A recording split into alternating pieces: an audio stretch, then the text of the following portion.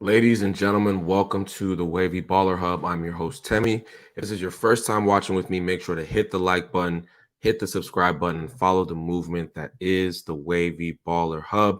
Guys, back again with Manchester United content after a couple weeks on international break. It was fun. I got to do some watch alongs. I think I did 4 watch alongs over the international break, which was pretty fun.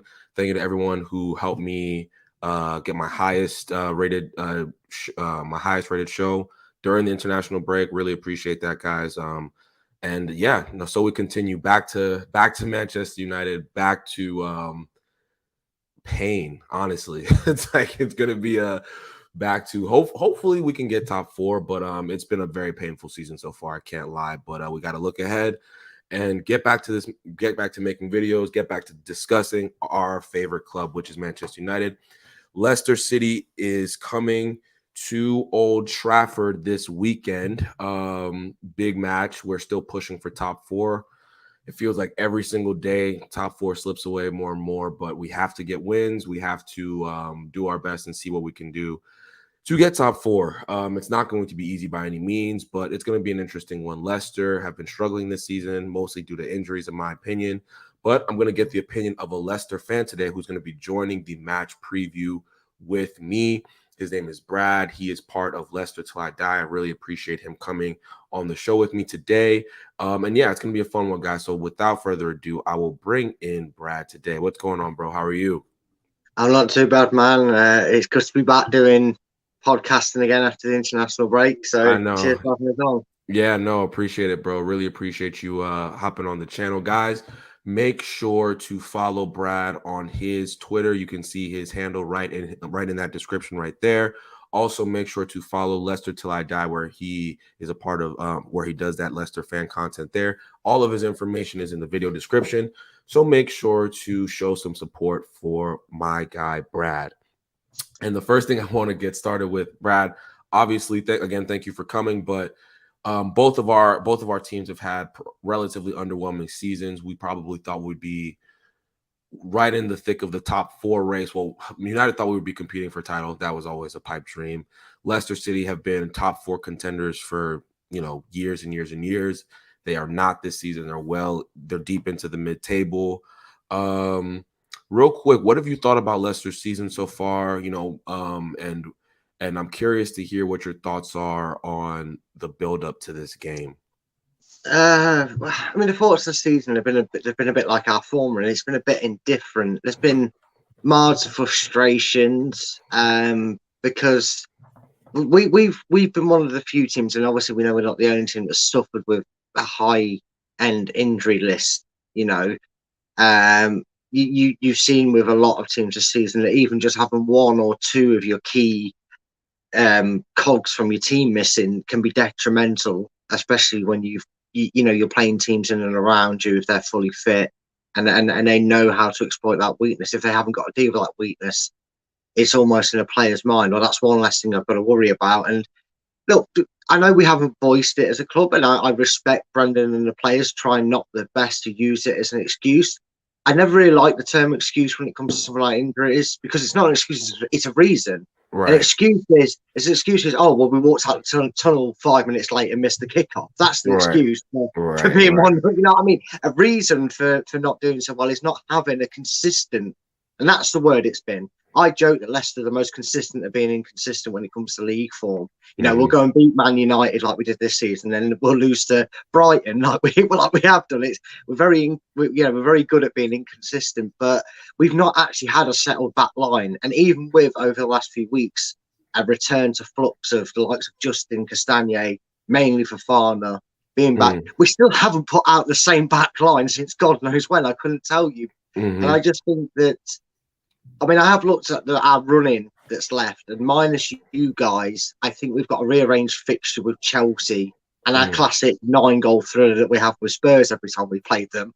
But minus them, we've got a decent run in. So maybe we can end the season on the high, quarterfinals of the Conference League. Mm. Uh, I don't get why people would turn their nose up at European football. The audacity of some fans, Arsenal, who don't even play in European competitions, to turn the nose up at being in a competition. a trophy is a trophy in terms of mainstay. Right. Right. So I'm hoping now the back end of the season can maybe reflect what we're capable of doing when we're a full engine running Yeah. with everybody back. Yeah, no, that's all fair points. Can't disagree with anything you just said. I'm curious to hear from an injury perspective where you guys are heading into this game. Do you expect the likes of Fofana to be back? Is James Justin, do you think will get a start? You know, those are players I think that would be regular starters in your side if they were healthy. What do you think the injury situation is looking like leading up into this game? Yeah, a lot of criticism came under Brendan, and maybe some questions were head towards, well, what are they doing in the training ground? Why are they getting so much interest? And I think because when you start saying that's the reason you're not performing well, and then when these players come back and then they suffer another knock, it kind of just escalates, and it is just sod's law. Some players have just retweet something. It's the whole point of an injury is you get a thing of a knock on. So you might get a hamstring injury that keeps you out for 3 weeks, but then you get cleared as 100% fit. But every physio, anyone that's got any knowledge of that will tell you, yes, he can play the game, but there is, whatever the percentage, there's always a chance that he can re-injure it. We're Right. probably at our best point of freshness this season. He's managed Fofana brilliantly. I wasn't expecting him to get 70 minutes against Rennes. I was expecting 45 minutes, and then for him to get dragged off, he played 70 minutes. I think Brendan always intended to not play him against Brentford for that reason. And I think we come into it a lot fresher. You know, we got some confidence built in there. I know we lost to Rennes, but we won the tie overall. So we're on a bit of a run in terms Yeah, of yeah, confidence, yeah. what they need. Castagna probably got goal of the season, in my opinion. Mm, Maybe from a Leicester perspective, I don't know about the season, but his goal against Brentford. I mm. mean, when a guy hits a finish like Yeah. that, Oh, and yeah. even I he's literally surprised. it just clicked in my head. Yes, that was a great goal. Oh my goodness. It Yeah, just clicked in my head. I was like, Casanico. Oh my goodness. Yeah. That's a great goal. yeah. 100%. I 100%. think this probably just that turning point in recovering Yeah, to yeah, injuries. I yeah. know I just said we haven't had a steady back line, but this is the best opportune moment with what's available to us. I mean, I'm not 100% sure on Ricardo. I don't know if he's back in training or if he is back and he's been back in the mix. Yep. But like you said, Castagna back, Justin back. I imagine Fofana would have benefited from getting 70 minutes and then being able to work his way back in, still improving his fitness with training at the camp, because he wouldn't have gone away because he obviously no chance he's getting selected to play for France in their friendlies or whatever. So he's been at the ground, he's been working even hard. I'm Hmm. expecting a good match and probably even a better match than what we had at the King Power Mm. early in the season, because I felt both sides at that point were both on that landslide, weren't you? You was going for a bit of a bad stage with Ollie, and Yeah. we weren't exactly kicking things Yeah. off. So I I'm think it's going to be literally interesting, though. Yeah, no, and I want us to move into the game a little bit. And you just reminded me of that 4-2. It was a spanking. I remember I call him number 11 now. I don't really like to say his name. Number 11 scored a really good goal. And then from there on out, it just the floodgates opened for Leicester. I remember Tielemans scored a ridiculous goal that day. And it was just you guys dominated us it's just the fact of the matter. You guys dominated us. I think this game will be a bit different. I don't envision a 6 goals in this game. And I want us to talk about score predictions nearing the end, but I see this being I see this being a bit more of a cagey game. I see it being I don't want to say boring, but very, very traditional throwback, a little bit of just not what fans would want to see. That's what I'm predicting. It's going to be a very difficult game for both teams. Ralph, has even though we still leak goals because of individual mistakes, we are a lot more organized than we were when we faced you guys last time. Our new head coach is very the word I'm looking for is he's a very disciplined man, and he's applied that to his teams. And it's going to be interesting to see. From a United perspective, we're not really injured that much. That being said, we don't know. We never know what our first 11 is going to be. It's always different. I can't I genuinely can't remember the last time I've seen us play the same first 11. Like it's really frustrating. It's really, really frustrating, but it's going to be interesting to see. I think from a tactical perspective, it'll probably be us playing a 4-3-3. I know you guys have tinkered with your formations a bit this year. Correct me if I'm wrong, but it hasn't been a traditional 4-2-3-1. Or I know Wilfred Ndidi's. I'm a Nigerian national team fan, so I know you guys don't have Wilfred in the side, which is a big loss. But what do you think formation wise you guys are going to do? I know that you've chopped and changed a bit. Yeah, we have chopped and changed a bit, and again, just because we didn't state it or try to use it as an excuse in an Excuse, right, interview, right. yeah, it's probably been more aforemented because we've had to put a left back at centre back. I mean, this will cheer you up. The game we beat Liverpool 1-0 at our place, we had Ndidi playing centre back because we didn't have another fit Yeah, centre back for that game. Yeah, right. we've been that stretched at times that we were forced into a back five to try and complement our defensive issues. We were stretched into a very base back line of four. But I feel like when we're settled and we have got the players available, we do tend to, especially the elephant in the room, Vardy is our go-to striker. And look, Daka and Iheanacho are great in their own right, and there's some things that I have a little tweak about when he plays them and doesn't really change it a lot. He kind of expects Daka mostly to be the next Vardy completely. Yeah. But when he's available, we tend to play a 4-3-3. You tend to have that. Indeed, obviously he's not available, but he would normally sit just in front of the defence and behind that midfield, and he'd give the freedom to Dewsbury Hall and Yuri. And recently, what he's been doing, which is maybe a way to get the best. Well, I think what you try and do as a manager is get the best players on the pitch and in an area of strength. You're not just going to stick Maddison in goal just to get him in the 11. Right. I don't know if there's something to do with Lukeman's loan deal or they've had a fallout or something, because there's now people are starting to pair together what happened with Cengiz Under's loan last season and the fact that he tailed off from the starting lineup. Apparently there was a clause that if you reach so many games for us, we'd have to stick to the fee we'd agreed. And I don't know if something's gone on with that, but I like Lukeman. I think he's good. He's got a great assist and goals ratio for the playing time he's been afforded. He's always impressed me going forward. But all of a sudden now we're seeing Maddison go into that position. And I don't know if that's because Brendan Rodgers feels that's where he'll get the best out of Maddison. He's not restricting where he's operating. He can drift out wide. He can come in when he's on that sort of what I call the edge of the 6-yard box area. Edge of the area. Yeah. With a left wing and a right winger. Because they're predominantly not as tight to the wings as you would with a natural left midfielder or a right midfielder. So he's sitting there. It's 4-3-3. So I think we'll match you up if you go 4-3-3. We tend to be a bit more cautious away from home. So I think the first 20 minutes is where you guys will have to try and get your noses in front, because it seems like Brendan Rodgers' approach is away from home, no matter who it's against, is analyse, study, and then go. Then go, right, this is what they're doing. This is how we'll go about it. It's interesting you said that, because for us, since Ralph has come into this team, we're the type of team who we start really, really energetic, and then like over time we kind of fade. So that the approach of being very cautious is probably the way to approach Manchester United for the first 25-30 minutes. Make sure you understand where the patterns of play are, who's looking the most dangerous, all that good stuff, and then you go for it in this 55th, 60th, 70th minute, right? That's why I think it's going to be a I won't give away my score line, but a low scoring game, right?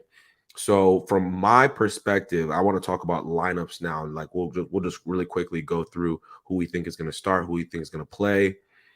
For me, I think Cristiano Ronaldo will be in this side. No questions asked. He had a good little international break. Played well for his international team. Same thing with Bruno Fernandes. He'll be in the side, no question. On the left-hand side, it's probably going to be Jadon Sancho. He's fresh. He didn't go and play for England. He's had a good run of form over the past 2 or 3 months, and so he's definitely in the side. On the right, I imagine to be our young player. I don't know if you've seen him, Anthony Elanga. Nice little young Swedish player. Probably going to be Fred and McTominay. Fred. I Yeah, love it. McFred. Just does my head in every time, but it's fine. Um, and then Paul Pogba. I'm not even sure how we fit Paul Pogba into this side.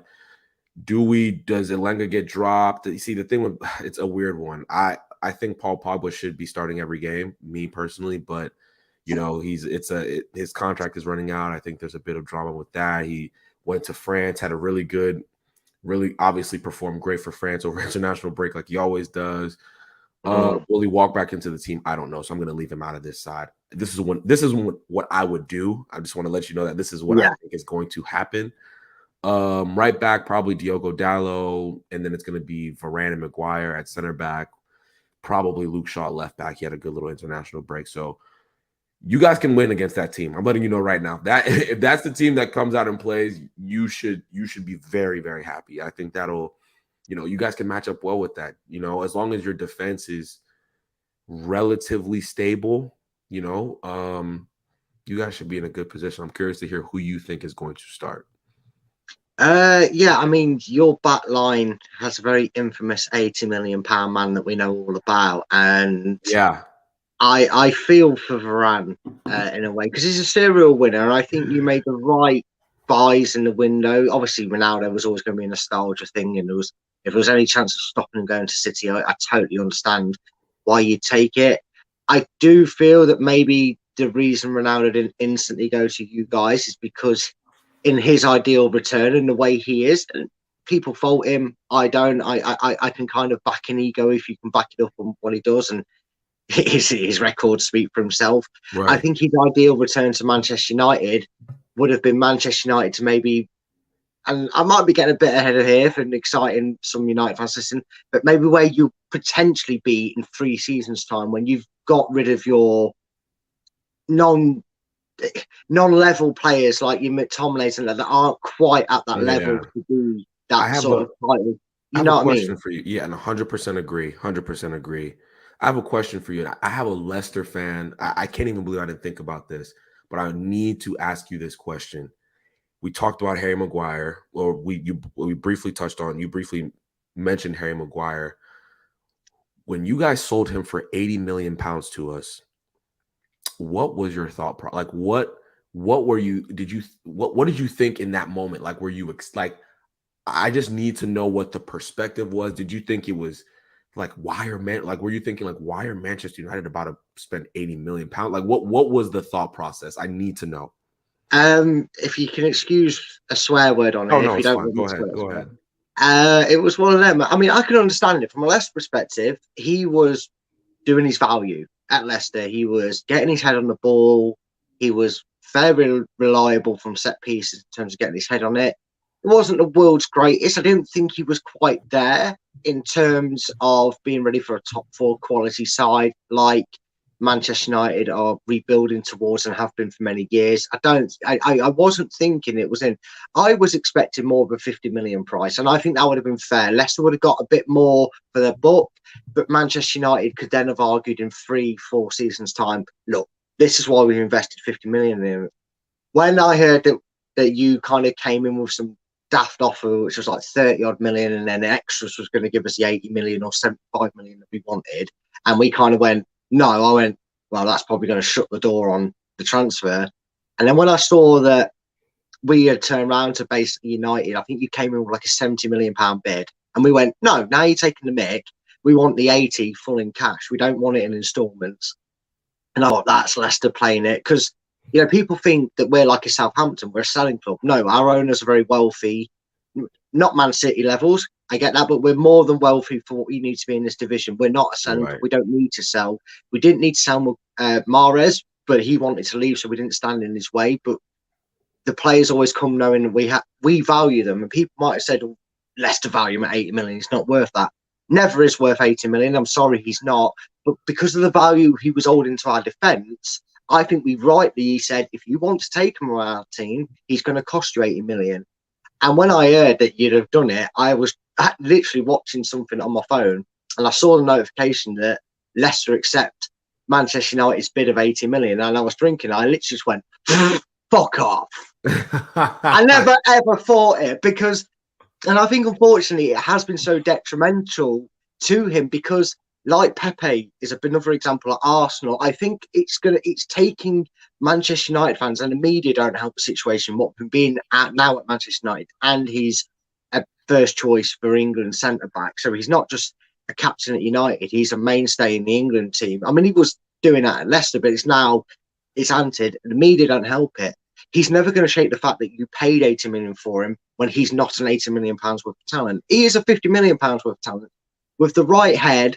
And maybe this end of the season can't come quick enough for him. Maybe he needs a refresh. He needs to go away. He needs Yeah, that 3-4 week break, and then you'll start to rewards. Will yeah. you ever get 80 million pound out of him? No, No, no, you no. won't. But you have got a better talent than people make out as a centre back. And here's the thing, like I'm thank you for that perspective. I've never really talked to a Leicester fan about this, so it's good to hear your side of the story. For me, I'm gonna be completely honest with you. 2 months into his stint at United, I said, this is not gonna be good. And I just knew, I'm like, this is not going to be good. Like, when you play for Manchester United, you're going to play at the halfway line. You're going to be asked Mm-hmm. to do well in one-on-one situations. It. I think that I'm trying to be nice about this, but I think that his English passport, the look, the fit, like he's a physical, like he's just Mm-hmm. like a physical, his stature, everything about him just screams he should be like the next John Terry, right? Like everything just looks like he's built like he should be a world class, center back, but he just isn't. I think he has good feet. He has above average feet for a center back. But Yeah, when you get him isolated in 1v1 situations, or if a quick striker drops the shoulder and turns in behind, like he's just not of the level of a top, like you said, like a top 4 quality side. If he plays for Everton, if he plays for Wolves, where they're sitting back absorbing pressure and he's just heading balls out and mm-hmm. clearing the ball, and he's gonna look amazing. He's gonna look amazing, right? But when you're asking a player of that caliber to, because Liverpool's defense, Varane gets caught in 1v1 situations. It's not always perfect. The back line isn't always just, perfectly symmetric and all that good stuff. Like there's going to be moments where you ask your center backs to do things like, you have to, Yeah, your fullback is out of position. Now you have to take on the winger, right? Like your center back is going to be asked to do that. And he just doesn't do that at a high level. He just doesn't do it at a high level. And I think that Leicester fans, Fofana, right? Like Fofana's better than him. Like Wesley Fofana's yeah. better than he's Within better a than Harry month, he was Maguire. better than Like him. Johnny, no, I'm not even trying to be funny. Johnny Evans is better than him. Like I'm speaking as a United fan who watched Johnny Evans, and I'm seeing him at Leicester. Like your center backs now are just better than him. I mean, Yeah, Soyuncu started off amazing, and I know he's had kind of ups and downs and stuff like that. But for the price that you got him for, you guys, I don't even think you guys miss Harry Maguire. That's the no, biggest yeah, we don't. indictment on the signing, is that he left and you guys just got better. Like you went Yeah, higher up in the table. We're pushing for top 4. You guys have a brand new facility that he probably funded in terms of the yeah, he stadium. definitely did. We do joke. We do. I do joke with United fans. Say, yeah, when they bring up Maguire, I say, yeah, thanks for the training ground for that, because that Yeah, cost us. no, He was he 80% literally. of that funding. Your training ground, I hope your training ground is better than Carrington's, right? Like it's much Oh better. yeah, I mean, apparently it's actually in like it's actually ranked as like the top 4, maybe top 5 in the whole of Europe. It's like it's not just it's like literally one of the most state of the art training grounds, and it's kind Yeah, of irony that we're getting injuries at the state of the art training ground. right, But right, right. But I think that's just more of a bad luck thing, yeah. more than anything. But no, we'll move on from Harry Maguire. I don't want to pick on him too much. This is not I what this mean, show's for. But just quickly, last thing on Maguire is the one thing that you got right about Maguire is, yes, he does have that John Terry persona, but the one difference between Terry and Maguire is Terry could at least match that with also having acceleration. And the way mhm. Leicester played, and this might, if Ralph, if you're watching me, because I know managers watch me when I do a tactic board at Leicester, that's how Brendan's been improving all season. But Right, Ralph, if you're watching me, when we've had Evans in the side, or he was the commanding head. He was the voice. I know Schmeichel's our captain, and I'm not saying that you, first of all, take the captaincy off Maguire. It's not one of the things that you kind of, he's a bad player, so you take it off him and strip him, it'll knacker his confidence. No, he's never been captain material, because what he would do is we had, say, this one here is, I can't go for the middle finger, I'll be swearing at you, but this one here is Maguire. He was given the freedom to drive forward because he likes to be a bit higher up, press the ball and be involved in that state of play. And Evans was that covering defender. He was the wise head. He was the one that if it all went wrong, he was that brick wall that they ran into first while Maguire got back into his position. And we kind of did that with Soyuncu when Evans was out. Maguire would sit back and Soyuncu would accelerate. So it's how you're using him as well. I don't think he works well when you've got Varane and Maguire both trying to push out. You need a defender next to him that's going to say, right, you go, I've got it, or I'm going, you stay back. You need to have that commander, and he just doesn't suit it. I mean, it was embarrassing in that cup match when there was the ref and the other captain was waiting for him, and he didn't realise he had to come for his picture because it was like the first week of him being captain. He's not captain material. That's one thing you can change in Maguire, and if you do that, it might help. Fascinating stuff. I'm so happy I'm hearing this from a Leicester fan. Like, because when I feel like when I say it, you know, it sounds like I'm being a hater. It sounds like I'm being, you know, I don't dislike Harry Maguire the person. You know, I just don't think he's in a back four for Manchester United. He's up to standard, but you know, it is what it is. You need his partner to take charge of that. Not necessarily giving Varane the captain, but you need him to be going, right, if you're going to push forward, I will stay back. And that's all it needs. That's all he needs to tweak him to become a decent centre back for you. Yeah, no. And your captaincy point is interesting. It's funny you're saying Evans was the leader of the back line. I mean, I would have never really known that. Like, I didn't know who was the commanding force, but the fact that you're telling me now it's normally always the one that you see that's dropped back and he's giving the answer things, and that's what Evans was doing. Evans has always been like that. He's always been like that when he was partnering. He was never captain at Hull either. I don't think he was ever captain at Sheffield United. We never made him captain. I can't even. In fact, our vice captain's Yuri Tillemans. So I don't understand. I think Ollie went for the naivety of, we paid 80 million for him, we've got to give him everything. And no, you've got better leaders out there that would do a better job. And you take that off him and you might get a better player. Yeah, hearing this is just depressing. I'm sorry. It's not even, it's just mind blowing. Like, I can't even wrap my head around the stuff that you're telling me right now. This is like this is like breaking news. This is like I can't even. It's unreal. It's unreal, but it's okay. You know, I hope he has a better. His form for the second half of last season, I must say, was very good. Like, very good. The back end of last season, where we went on a good run. He was playing well. That's the best I've ever. That 6-month period is the best he's ever played for Manchester United. The rest of it has been just hit or miss. You just take it with a grain of salt. A lot of mistakes, a lot of just confusing decisions. But it's all good. It's interesting to. Thank you for giving me that perspective. I'm interested to hear what your thoughts are on who you think is going to start for Leicester this weekend. It's irony. It's probably the start. I'm hoping to see a lineup close to what I was hoping. If someone had said to me in August before, Fofana had his leg broken in a friendly, say that, if you will, you know what I mean?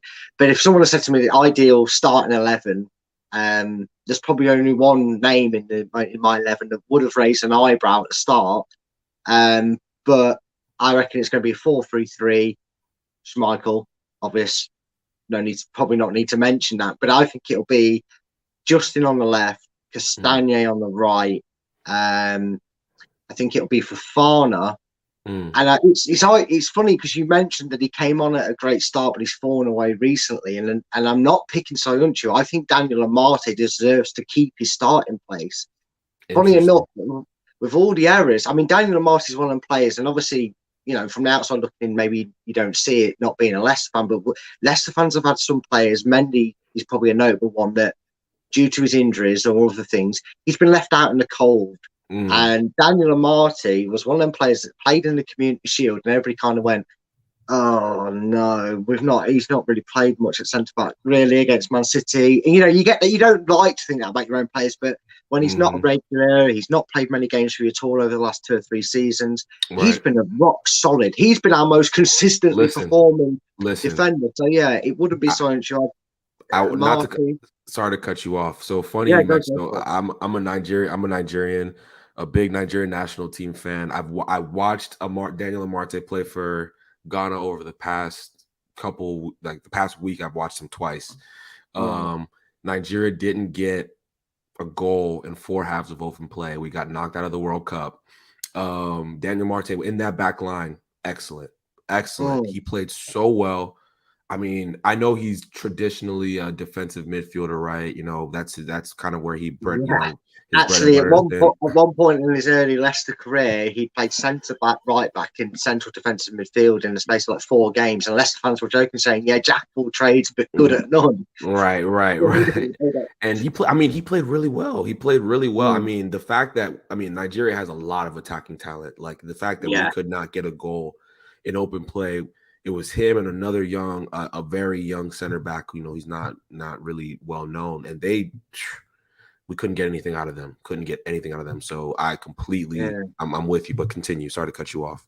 No, it's great. I mean, at the end of the day, as well, something people got to realise about our squad. I mean, yes, we've got Johnny Evans, but he's barely been fit this season at all. Barely kicked a ball. It was good that he came back at the end against Brentford, but he's barely kicked a ball.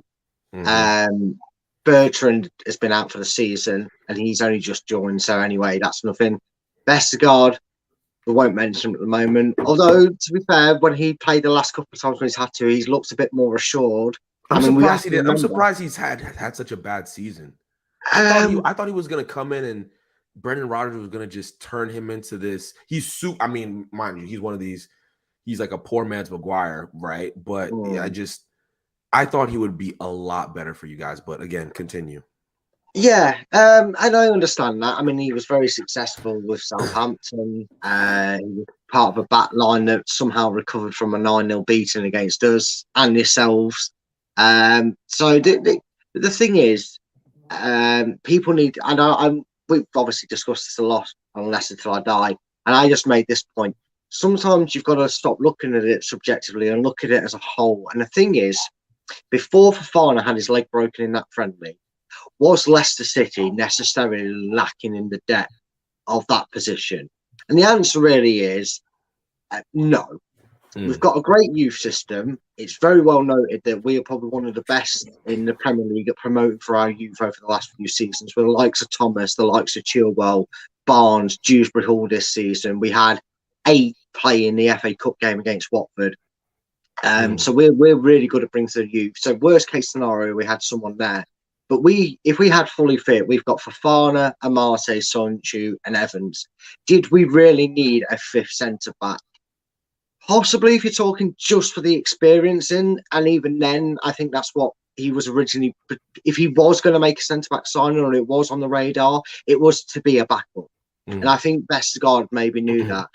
People forget that Vestergaard was chucked in at the deep end. He was, we were looking at potentially making Lootman a more permanent signing. As soon as the injury happened to Farner, we needed that 4th centre back. We needed that experienced centre back. Vestergaard's experienced in this division. Vestergaard was cheap. He was not supposed to have been playing 5, 6 games at the start of the season. He right, barely had a week to get used to our tactics, how we right, train, right, how we right. go about business.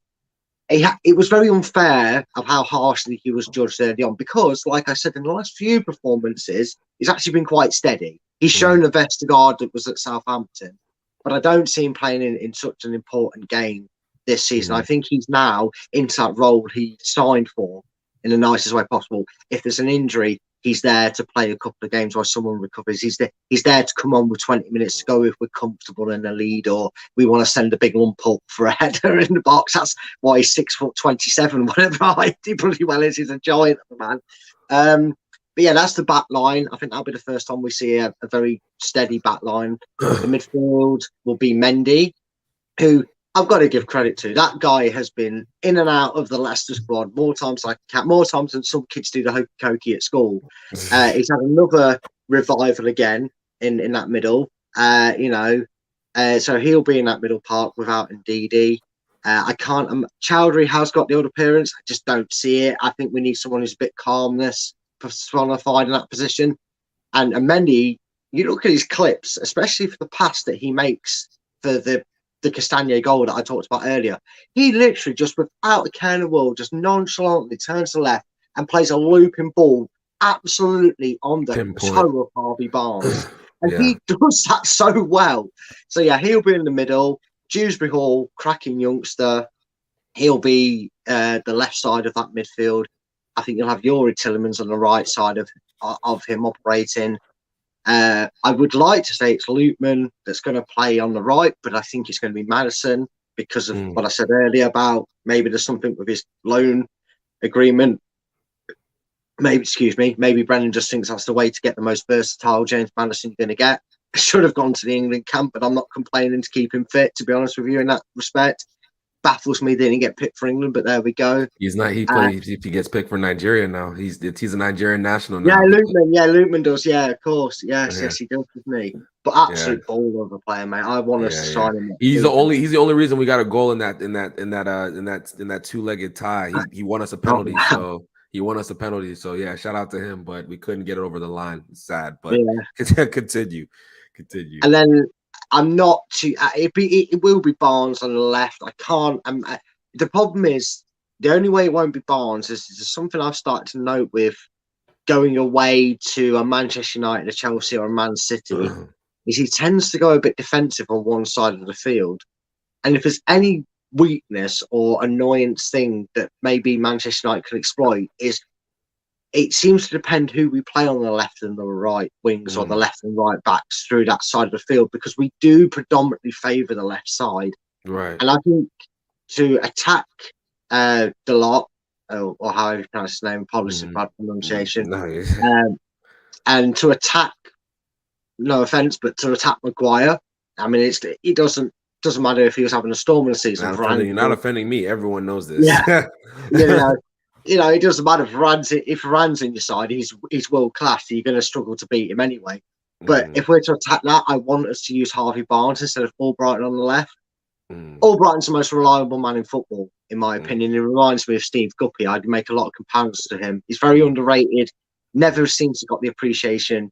Maybe because of the cluster of availability for England. Right. But he doesn't get the national recognition. But he always does a job. Always reliable on, but I want us to be more on the front foot. So I would put Harvey Barnes in, but I wouldn't be surprised if he tried for that first half 60 minutes to stem it up and put Albrighton there. And then it just depends. All we knew when he re-injured himself against Leeds was he'd be out for a couple of weeks. Now, has that international break and the week missing the Brentford game allowed him to come back early? I think Brendan ideally didn't want him to play against Leeds, but given the circumstances of the form, and we all know what Jamie Vardy's like, if he can put on a shirt and hobble on the pitch, he wants to play. Right. And I think maybe that bit him on the arse and Brendan, but maybe Brendan said, well, look, if you go and get injured again, you're going to be missing for the season. Are you sure you're ready? And left it in his hands, maybe to kind of let, Vardy kind of go trust his body a bit more. Right. Is he available? If he is, brilliant. Obviously, Vardy plays. If not, I think he'll go like for like, and I think we will see Patson Daka, and Maguire should be terrified. Man United fans, if you want to watch a slow defence get tore apart, go and search Leicester 4, Spartak Moscow 3. Daka scored all 4 goals, and all 4 goals were very similar. It was, here's the ball, beep, beep.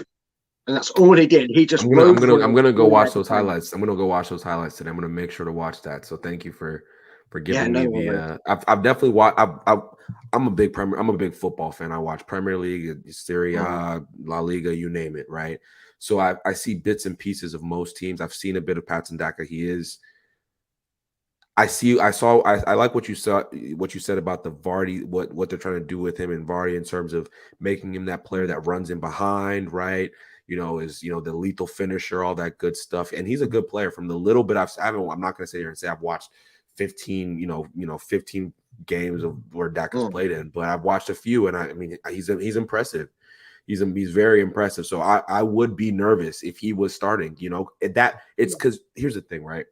In every football match, if you're a relatively good footballing side who's relatively well coached, you will have an opportunity, right? You will have that Yeah. one moment in the game, right, that you can exploit the defense, right? If Daka or Harvey Barnes, for that matter, right, Mm. isolate Harry Maguire, I am nervous. Yeah. I am very nervous. If they isolate even Dallo, right? Dallow's gonna have a lot of work. If Harvey Barnes plays, he's gonna have a long day, right? Dallow's going to have a long, long, long day because Harvey Barnes is a baller. He's a very good, like I've watched tons of Harvey Barnes, like tons, right? Good player, just understands what you're supposed to do on the left-hand side in terms of work rate, crossing the ball, making the right decisions, just a good, hard-working football player, right? So I am nervous. I'm nervous, and I want to get to score predictions really quickly. Oh, did you mention who your right-sided player was? I don't know if you said that. Uh, in the defense, it'd be Castagne, Or and no, in oh, the wings, in the yeah. attack, Mhm. yeah. Sorry, I did differ between it. I want it to be Lootman, but again, because I'm Oh, not okay. sure if these, they say no smoke without fire. If there's something with Lootman's contract that Brendan really wants to muscle him out, I don't know. Um, but I think it will be Madison that starts. Another one that now I Uh, know is definitely English and doesn't have hasn't. He should have gone to the friendlies, in yeah. my opinion. I Mm, mean, I believe he's got the best current form for any mm, midfielder in the Premiership. You don't get selected by England. And then mm. Southgate has the audacity to say it doesn't matter where they're playing for, it's how they're doing. Really, mate? Really, yes, man. Yeah, No. he brought Harry Maguire on. He brought Harry Maguire into the side, which is he said he also Gareth Southgate also said Harry Maguire is the best center back at his club. That that was so disrespectful. I have no That's words. disrespectful to It's Brian. so I'm sorry. disrespectful. I th- I'm with I don't know if you how much of Manchester United watch. I think Harry Maguire is not even better than Victor Lindelof. I think Victor Lindelof is better than him. Like for me, it's just he's a better like he does like the only thing that Maguire I would say does better is he's just better in the air. If Yeah. you're looking to, put in if you're trying to get a cross cleared, right? Harry Maguire Mm. is exponentially, but in both boxes he's better, right? But in terms of passing the football and one on one, if Lindelof gets isolated, I'm not that worried.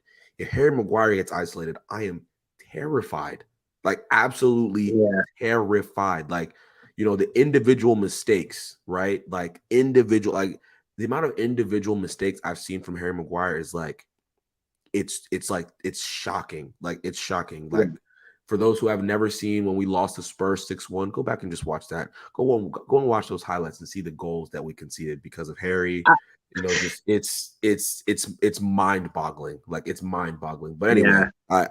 I don't want to get back into the I don't want to No, get I don't too, like you know seeing what I mean? Spurs winning, so I won't go and watch them highlights. I'll Yeah. be paying that day. Yeah. But anyway, or in fact, go just watch the Leicester 4-2. Didn't he make if I remember correctly, he made a huge mistake in that game. The Yuri Tillemans goal. Yeah. Yeah. Am I correct? Yeah, he did. Thank you. I'm pretty sure you're Thank off. you. Yeah, I'm pretty Yeah. sure you're He right. just he was just dilly-dallying on the ball. He gets it. I literally just it just clicked in my head. How did Yuri Tillman score that goal? Individual mistake by Harry Maguire. Yeah, It just is what it is. You know what I mean? But yeah, exactly, mate. no, so Exactly. I want to get to score predictions. I have about what is it? Yeah, I got like 10 minutes before I gotta go to work. So Oof.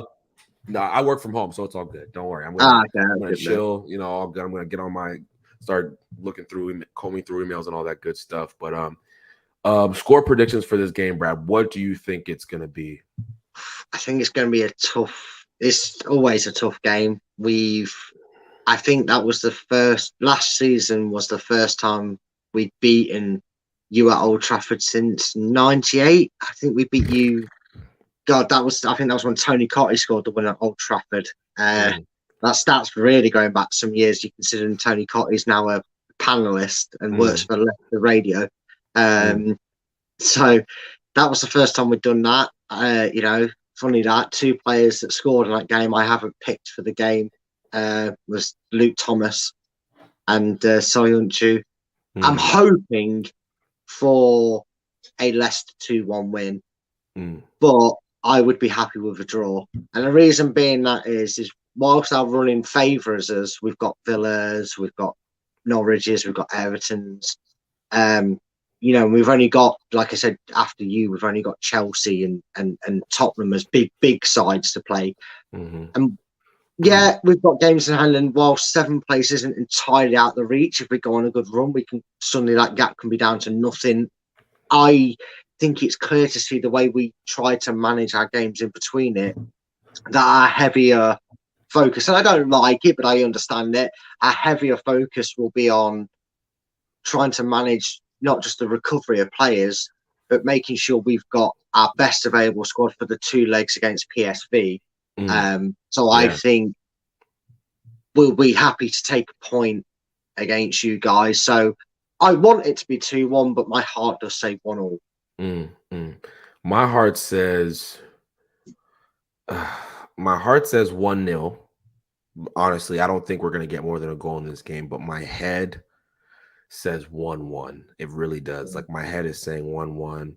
I just I fear what will happen if, we play the back four that I mentioned, right? Just in Yeah. terms of the individual mistakes that are just littered throughout that back four outside of Varane, right? So I'm gonna say 1-1. It's not the most sexy score, right? I think my goal scorer is going to be, at least from a United side, it's probably going to be Bruno Fernandes. I'll say that right now. I think Bruno will get a goal. I think that I'm just gonna, for Leicester perspective, I'll say Harvey Barnes will get a goal. If he starts and plays, I'm going Harvey Barnes goal. So Leicester 1-1. Who did you say 1-1 or did you say 2-1? I can't remember. I can't remember. My head says 1-1. My heart Mm, says 2-1. So yeah. if we do win 2-1, there's a part of me now, just because of the way the podcast has gone, just say for banter, it'll be like a 93rd minute Harry Maguire own goal that wins it. But no, I think Barnes, and if he plays, Daka's going to score. Mm, Um, if it's a 1-1 draw, I wouldn't be surprised if it was a goal from Madison. And for some reason, and I do joke, but I do joke a little bit when I say this, but I think some United fans do maybe agree with me. Pogba and his team seems to really turn up and show what he's all about when it's near a transfer window and or an international call-ups on the offering, unfortunately. mm, But he does have a habit of scoring against us. So my head saying 1-1. I've got Pogba and Madison. mm. My heart prediction is oh, let's say Fafana, Daka, and you know what? Varane can score a 93rd minute consolation for you guys, so you don't have to suffer in that Uh, case. Let's say Maguire scored. well, there you have it, people. You've heard our score predictions. For those who are going to watch later, make sure to subscribe to Leicester Till I Die. The information is in the description. Brad's information is also in the description, so make sure to show some support. Brad, thank you so much for hopping on the channel. Really appreciate it. Hopefully to get you on again in the future, man. This was really fun. I appreciate your perspective on Leicester City. I'm going to do some watch alongs going forward. Hopefully I can get you on a watch along one of these days. You can just watch some football, man. Really appreciate the time, guys. Make sure to hit the like button, hit the subscribe button, follow the movement that is the Wavy Baller Hub, and I will talk to you guys very, very soon. Okay, deuces.